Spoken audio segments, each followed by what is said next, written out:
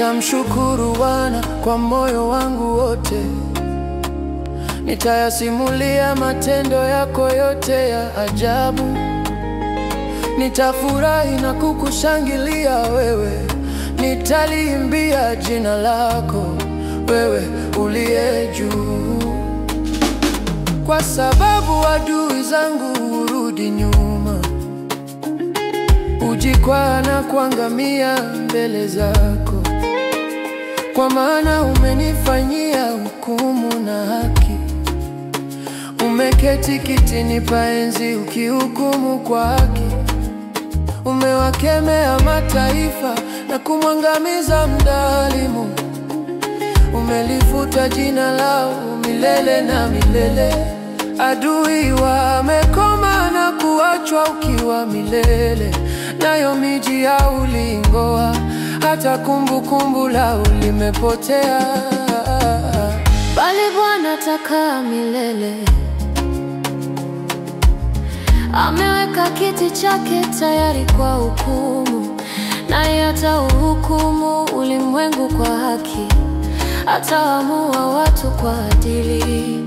Bwana atakuwa ngome kwake alionewa, na ngome kwa nyakati za shida. Nao wakujao jina lako hakutumaini wewe, maana wewe Bwana hukuacha wakutafutao. Mwimilieni Bwana akae Sayuni, yatangazeni kati ya watu matendo yake. Maana mlipiza kisasi cha damu hawakumbuka, hakukisahau kilio cha wanyonge. wewe Bwana Unifadhili, tazama mateso niteswayo, na wanaonichukia.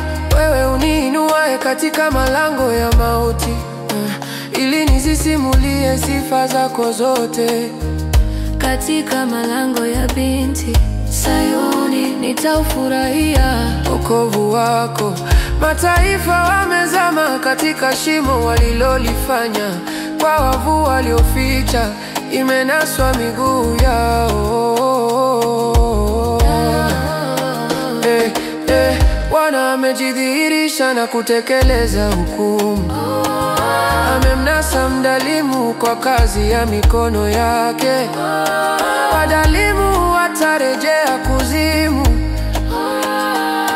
na mataifa yote wanaomsahau Mungu. Kwa maana vitaji hatasahauliwa daima, matumaini ya wanyonge hayatapotea milele.